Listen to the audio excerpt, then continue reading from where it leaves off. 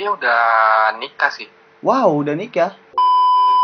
Gua sebagai, kalau ibarat apa ya, orang apa bilangnya, kalau orang barat nikah itu akan ada namanya pendamping. Lu yang megangin payungnya gitu, apa lu yang nyawer? Ah iya, gue yang megang payung, Pak. Lu udah nyanyain waktu muda lu udah nyanyain masa emas lu.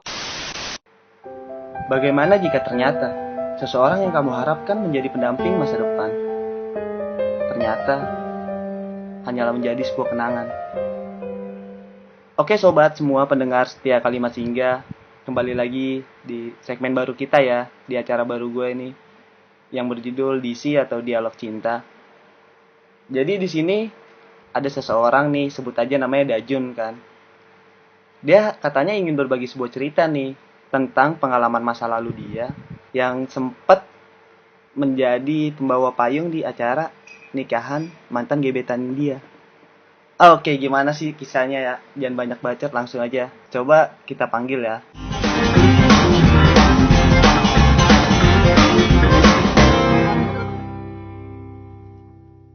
Assalamualaikum. Waalaikumsalam. Iya. Halo dengan... Kak. Iya, ini dengan Dajun. Iya benar sekali. Oke, Dajun. Apa kabar nih yang masih Ya. di Jogja ya? Iya nih, masih di Jogja. Jogja makin hari makin nggak aman lah. Banyak kriminal. Oh, kriminal. Contohnya kayak gimana Iya. tuh kriminalnya tuh, tingkat-tingkat kriminalnya tuh? Ya, penjarahan, maling dan maling hati gitu. Oh, maling hati. Masih ada maling hati di situ? Iya. Ya, masih marak lah beredar masih marak. di sekitaran Jogja. Tapi ngomong-ngomongin tentang maling hati, lu sendiri katanya mau berbagi cerita nih tentang hati lu yang pernah dimalingin seseorang. Ya, Iya, benar sekali, Pak. Benar sekali, Kak. Jadi gue mau cerita tentang kisah hidup gue yang gak seberapa ini, tapi ingin gue ceritakan sama sobat-sobat semuanya ya. Sobat-sobat ya panggilannya ya. iya sobat-sobat semua. Iya, buat sobat-sobat semua. Ya, mudah-mudahan ini sebagai referensi bagi lu, karena lu gak sendiri mengalami hal ini. Dan buktinya gue bisa bangkit dan gue bisa menjalani ini dengan tenang dan enjoy, santai gitu. Asik. Ya mungkin selengkapnya gue gak mau cerita. Oke, kita simak nih ya ceritanya sama-sama dari sobat kita, Dajun. Halo teman-teman semuanya, apa kabar? Gue Dajun. Mudah-mudahan kalian dalam keadaan baik-baik saja. Mungkin di pandemi corona ini gue bakalan sedikit bercerita buat teman-teman. Ya banyak juga gak apa-apa. Terlepas dari pandemi ini, yang namanya sakit itu ada yang namanya sakit hati ya. Gue pernah ngalamin di sewaktu gue SMA. Di Madrasah Alia dulu gue pernah berpacaran lah gitu bahasanya. Dan waktu itu gue masih ingin bercita-cita sebagai seorang polisi gitu. Polisi. Dan, berarti pas lulus ya, SMA nih ya? Iya masih SMA. Oh masih SMA. Oke lanjut. Ya di waktu itu gue masih bercita-cita dan ingin menjadi polisi karena bapak gue dulu nggak lulus dari jadi polisi gitu. Iya, gue ingin mewujudkan cita-cita itu. Tuntutan tapi atau kemauan sendiri? Kemauan sendiri. Kemauan tapi sendiri. Seiring berjalannya waktu, karena melihat situasi, ya dalam tanda kutip polisi sekarang, ya gue mengurungkan niat itu. Kok kenapa gitu? Ya karena di satu sisi gue sudah mulai tidak tertarik gitu, karena ya terlepas dari oknum ya brandnya ya sudah buruk sendiri di mata gue. Itu di mata gue ya mohon maaf kalau ada yang ya oke. sama gitu ceritanya. Di skip langsung ke masalah ya skip aja, kita aja masuk ke masalah intinya aja. Dan di waktu itu gue pernah sebut saja namanya itu Nadia gitu ya. Nadia. Nadia ini kekasih gue waktu itu. Asik. Gue ingin bercita-cita sebagai seorang polisi gitu. Ya gini-gini cita-cita gue lumayan lah. Amin. Nah, lanjut. Jadi waktu itu gue ya namanya pacaran, kasmaran ya berbagi-bagi kasih, bagi cinta gitu lah ya kan. Gua menjalani makan bareng, ini bareng, sekolah bareng, ya gitu-gitulah, namanya juga orang pacaran dan juga cinta monyet gitu ya. Tapi suatu ketika pas seminggu apa sebulan sebelum UN gitu, gua mengalami insiden kecelakaan Innalillahi. sehingga mengakibatkan cacat Cacat mental. permanen di cacat permanen dan cacat mental Bukan cacat mental ya? dalam diri. Bukan. Oh, bukan, salah gua. Cacat. Berarti cacat fisik ya? Cacat permanen, cacat fisik. Oh, maaf. Nah, Kirain cacat mental. Ya, cacat fisik yang terjadi pada diri gua gitu loh.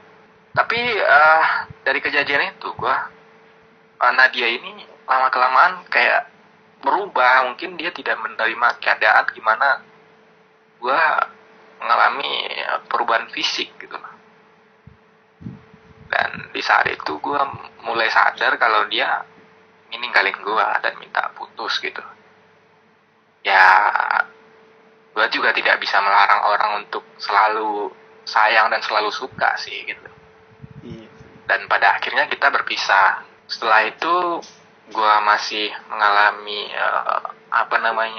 terapi buat nyembuhin mental, di mana Mental apa fisik nih jadi? loh. Fisik dan mental, gue sempat parnoan loh kalau. Oh, ibarat Gue sempat parnoan. lu kena trauma gitu ya? Ada trauma gitu ya? Ya, trauma. Ya, gue kena trauma itu sampai gue gak mau lagi naik motor gitu loh. Karena iya. dalam pikiran gue celaka terus karena insiden itu gitu. Tapi gue baru mendapat angin segar di mana dari 100 orang yang sekolah di SMA itu, gue keterima di salah satu kampus di Jogja ini. Gue, wah, beruntung banget nih kata gue. Dan pada akhirnya gue mungkin ini sebagai jalan biar bisa melupakan Nadia ini gitu. Dan gue mulai mencoba untuk memenuhi permintaan dari salah satu kampus di Jogja ini untuk bisa menjadi mahasiswanya gitu. Berarti beasiswa juga lo bisa dibilang? Ya, lebih tepatnya mahasiswa undangan sih. Undangan? Wis, keren juga nih. Ya. Lanjut. Iya, tapi kan cuma undangan doang, Pak. Ya.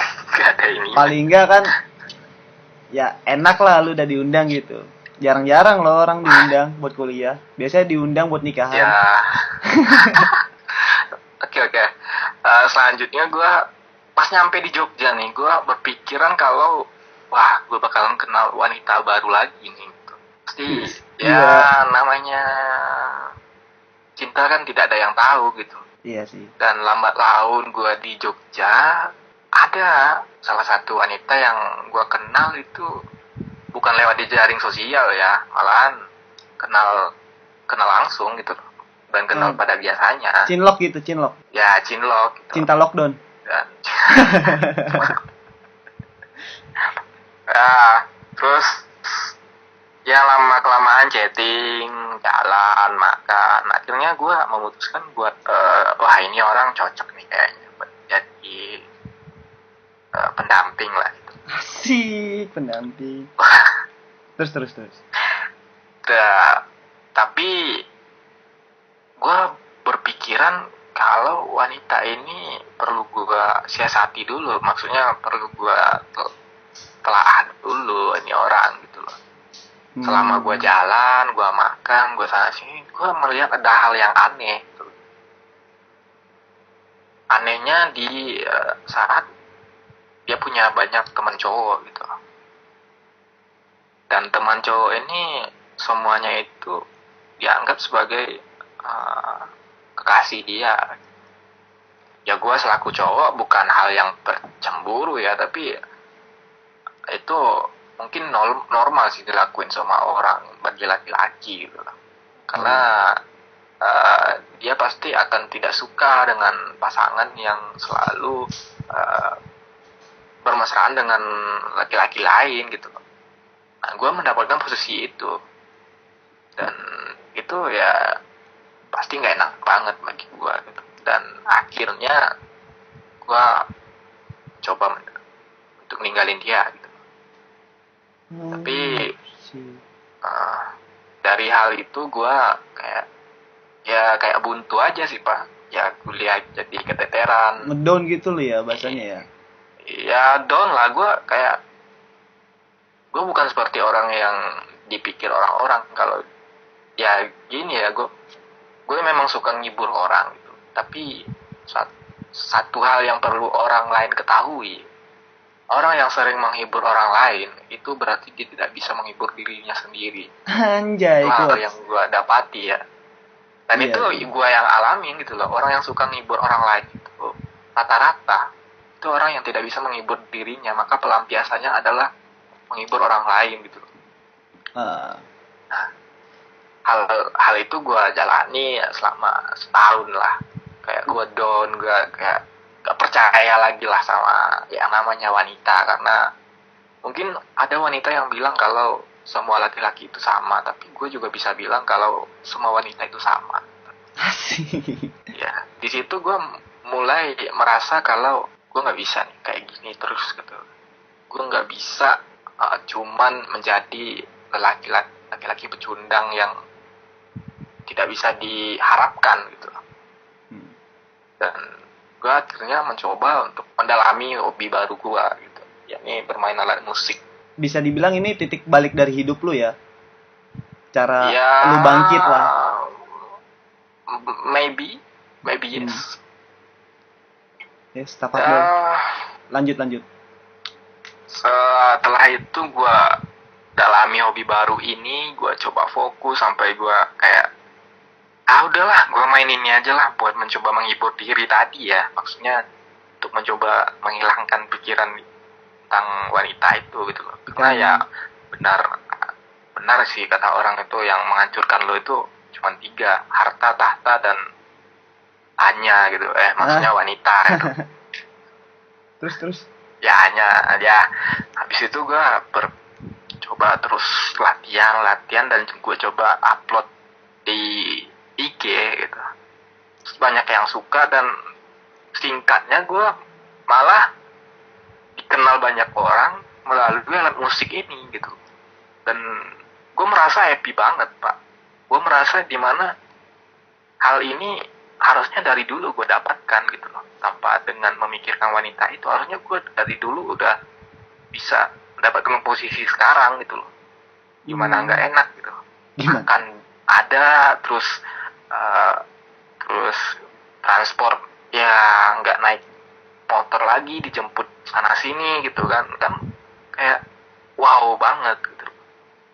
Padahal gue memainkan ini ya bukan karena mendapatkan itu, gue cuma mau mendapatkan kalau gue bisa tenang, gue bisa ya enjoy, dan gue bisa meluapkan isi hati gue dalam bentuk karya-karya dari alat musik ini gitu. Tapi mungkin banyak orang yang suka, dan ya gue nggak tahu ya mereka ngundang gue gara-gara apa ya, nggak tahu. Pada akhirnya gue malah lebih sering bertemu banyak wanita di acara-acara yang diundang oleh orang lain gitu. Dan belakangan ini gue ketahui ya, orang yang dulu kayak nyanyain gue kayak ya remeh lah, mungkin ya bisa dibilang lah, lu bisa apa sih, lu bisa lu Yang merendahkan lu lah. apa sih gitu. Yang merendahkan ya, lu.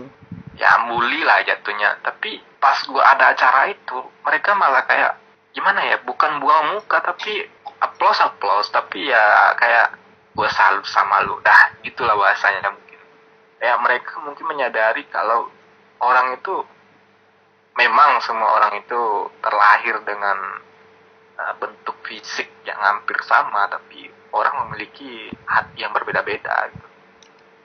Dan orang memiliki kemampuan yang berbeda-beda gitu. Dari hal itu gue berprinsip kalau ya kalau lu mau, lu harus usaha ya. Kalau lu mau bahagia, kalau lu mau senang, lu harus mengalami proses di mana lu harus sakit gitu. Ya gue bisa mendefinisikan itu karena gue mengalami. Kalau lu mau ada hal manis dalam hidup lu mau nggak mau harus pahit dulu. Gak semua orang yang lu pikir awalnya itu kayak yang lu lihat sekarang dia itu seneng, awalnya dia pasti sakit. Nah contoh salah satunya gua awalnya tuh dari hal-hal tentang cinta dan wanita ini ya, kayak gue cupu lah, gue sampah lah kalau di mata wanita itu, tapi gue bisa membuat wanita lah yang bahkan ratusan itu tersenyum gara-gara ya main musik ini gitu. Gue nggak ngerti lagi dengan pemikiran orang-orang kayak oh semua laki-laki itu sama. Gue juga bisa membalikkan fakta itu kalau semua wanita itu sama. Bukan semua wanita sih maksudnya. Itulah. Tapi Jun, Ah, berarti kalau gue bilang begini kira-kira salah nggak? Dulu tuh lu gimana berarti gimana? dulu tuh lu berarti pecundang ya. Tapi Ya bisa karena dikatakan begitu. ya, tapi karena lu merasa lu pecundang, lu berusaha nih, lu berjuang gimana caranya gue jadi pemenang. Ya nggak sih? Ya simpelnya gitu sih, Roy. Dan yang gue tangkep nih dari cerita lu, Mm-mm. ya ini classy omongannya. Cuman ya emang faktanya begini, lu setelah jatuh, ya udah, lu pura-pura bahagia aja. Lu ketawa semua orang, lu humoris. Lu terus menjalani hari-hari lu dengan berpura-pura bahagia sampai di satu titik lu nyadar, lu lupa kalau lu lagi pura-pura bahagia. Gitu bukan sih? Nah, ya itu. Sampai di titik itu gue gitu loh. Sampai di titik dimana gue udah nggak bisa lagi melakukan hal yang fake itu gitu. Dan gue mencoba akhirnya, dan akhirnya berhasil. Akhirnya gue bisa meninggalkan posisi yang lu bilang tadi, posisi di pura-pura bahagia itu gitu. Dan sekarang gue mulai mengalami hidup yang enjoy tanpa beban gitu. Lu masih kontakan gak sama dia? Atau udah Terakhir gue lama? lihat dia udah nikah sih. Wow, udah nikah. Ya, ini gue mau cerita lagi. Gue sebagai, kalau ibarat apa ya, orang, apa bilangnya, kalau orang barat nikah itu akan ada namanya pendamping. Lu yang megangin payungnya gitu, apa lu yang nyawer? Ah, iya, gue yang megang payung, Pak. Oh, gue kira lu nyawer, kan Ini biasanya ada hadiah. saweran tuh. Oh, enggak, beda dong. Apa lu yang nulis-nulisin daftar tamu? Kagak lah, itu pagar ini, Pak. Pagar alam. Pagar uyung. Nah, gue sampai kayak, gue udah sampai di titik gimana, ya udahlah, udah ikhlasin aja gitu loh. Ya berarti ya bukan milik lu gitu loh. Tapi awalnya gue nggak nerima, dan ujung-ujungnya ya sampai di titik bosan dengan pura-pura bahagia itu, ya gue udahlah, buang aja, lepasin aja lah gitu. Nah gitu, Pak. Tapi lu ini sama cewek ini belum sempat pacaran ya? Atau udah hampir menurut lu? Gue mungkin gue yang berharap sih, kayaknya gue yang berharap wah ini bisa nih jadi pendamping gue gitu loh. Gue gak berharap orang itu menjadi apa ya, gue kadang istilah pacaran ini ya gue kurang paham gitu, apa sih namanya pacaran itu. Tapi kalau bagi gue harapannya ya dia bisa jadilah sama gue, jadi maksudnya jadi ya ke arah yang jenjang pernikahan lah gitu lah. Kan lu tahu sendiri, orang udah nikah aja kadang cerai, Iya sih. lagi pacaran kan gitu. Nah, gue agak ngerti lah konsep-konsep pacaran itu apa gitu. Kalau gua saran sedikit nih, maaf nih gua ngungkit masa lalu lu. Cuman nih buat Iya. kedepannya, terkhusus buat lu dan Ya, sobat Mas. semua nih yang mendengarkan nih. Lain kali, ketika kalian berharap, jangan sama manusia, tapi Iya. berharap sama yang maha kuasa. Nah itu dia. Terus, Nah itu benar tuh, gue jadi kan setelah gue ya namanya laki-laki gitu kan, gue di waktu posisi gue deket sama wanita itu, gue pikiran gue udah jauh. Maksudnya soalnya lu kenal nih sama seorang cewek gitu, pasti soalnya responnya bagus misalnya, pasti lu, kalau gue pasti gue pikirnya udah jauh gitu loh. Maksud jauhnya ya gue mungkin akan tinggal sama dia, akan menikmati hari-hari bahagia gitu. Tapi gue mungkin terlalu berharap dengan hal itu mungkin ya, dan gue lupa dengan yang maha kuasa itu dulu. Tapi ya, tapi setelah ke depan ini gue kayak ya udahlah, kalau ada ya syukuri, kalau enggak ya nggak apa-apa gitu loh. Kadang gue malah udah bodo amat dengan hal-hal yang berbau percintaan gini, karena gimana ya cinta kadang nggak bisa ngasih lo makan gitu. Kadang ya mau gimana, kadang gue heran juga sih lihat orang-orang. Ada sih di satu titik gue kayak kok enak ya jadi dia bisa ada pasangannya gitu. Tapi gue setelah itu gue mikir mungkin ada faktor X yang lain yang buat dia bisa seperti itu gitu. Dan Gue kayaknya ya udah bodo amat gitu sama lihat orang-orang yang kadang kan ada juga orang yang cemburu gitu. Kok lu enaknya ada pasangannya? Gue sekarang udah kayak biasa aja gitu. Kagak ngaruh juga. Gue malah lebih iri sama orang yang biasa-biasa aja tiba-tiba dia nikah dan tidak ada tidak ada aroma kehancuran gitu loh. Malah gue sering lihat orang-orang yang nih gue perhatiin ya dari teman-teman gue, dia kayak jalan tiap hari, tiap malam minggu kesana sini tukaran kado, kadang apa yang diberikan itu udah nggak suatu hal yang ikhlas lagi gitu. Ya mungkin ada ya kalau kita beri ya harus ini ikhlas kan, nggak mungkin ada harapan buat diberi lagi kan. Tapi gue lihat dari teman-teman gue yang ada pasangannya ya dia berharap kalau dia bisa memberi hal yang sama gitu loh. Oke, Jun. Kan gue ntar kalau dilanjutin takutnya lu nangis nih. Ini udah ngomongnya udah mulai gimana nih? Ya kagak apa-apa, gue santai aja sekarang. Jadi bisa dibilang cerita lu ini lu udah sampai di titik dimana orang yang dekat sama lu itu nikah dan lu datang bukan sebagai tamu undangan, tapi bisa dibilang lu udah mengisi rangkaian acaranya. Yang tadi lu bilang kan ya, lu betul. Udah jadi apa? Yang megang payung ya? Iya. Dan gue nggak rasa apa-apa, Wak. Lu nggak ngerasa sakit atau benci atau lu emang udah bebas lah, ibarat gue udah bener-bener move on nih? Ya gue udah ngerasa ya udah nggak terjadi apa-apa gitu loh. Kadang ya gue udah ngerasa kayak ya udahlah mau gimana gitu, nggak kalau lu mau apa juga ya nggak bakal ngerubah keadaan juga. Ibarat, ya lu kayak ya udahlah gue udah nggak bisa apa-apa, gue cuman bisa terima, gue harus bisa nerima semuanya. Ya itu dia. Ya masa orang mau bahagia kita larang kan? Iya. Terus Jun, kalau boleh, ya. Jadi menurut lu punya nggak sih pesan yang mau disampaikan buat sobat semua nih yang ngedengerin supaya di antara mereka itu nggak ada yang mengulangi hal yang sama kayak lu dan bahkan bisa melewatinya dengan lebih kuat daripada lu gitu. Oh, oke. Jadi buat sobat-sobat semua nih, pesan dari gua nih, atau pesan dari saya buat teman-teman, jangan jadikan hal yang terjadi hari ini yang membuat lu sakit, membuat lu sedih itu berlarut-larut gitu. Karena kesedihan yang berlarut itu ya malah membuat bom waktu. Kalau lu untung, syukur kalau lu bisa menanganinya. Kalau lu nggak bisa, lu malah jadi orang yang hilang arah gitu. Dan buat teman-teman yang berada di posisi mungkin pernah ngalami di posisi gua dan lu bisa grow, lu bisa berkembang lagi, itu gua acungin jari. Dan gua buat teman-teman yang di posisi gua tapi dia tidak bisa bangkit, come on lah, lu udah nyanyain waktu muda lu udah nyanyain masa emas lu udah nyanyain waktu dimana orang memang di saat produktif. Lu harus bisa mengenali apa yang bisa dijual dari diri lu, bukan jual diri ya, maksud gua apa yang bisa dijual dari potensi lu dan bisa menjadikan itu penghasilan bagi lu, bisa memotivasi orang lain dan bisa menginspirasi orang lain biar luka-luka seperti ini hilang dari muka bumi itu. Asik. Dan buat teman-teman juga yang mungkin patah hati ataupun lagi sakit hati, ya udahlah, gak usah di dalam-dalamin, lu harus bertindak aneh atau lu harus bertindak untuk menyakiti diri. Perbuatan jahat lu balas dengan perbuatan jahat, lu percuma men. Kalau lu laki-laki, lu percuma jadi laki-laki. Perbuatan jahat lu balas perbuatan jahat, lu gak bisa nerima hal kecil, jadi lu gak bisa juga nerima hal besar. Lu gak cocok jadi pemimpin men kalau kayak gitu. Kalau pesan gua, lu harus bisa jadi orang yang benar-benar bisa nerima keadaan.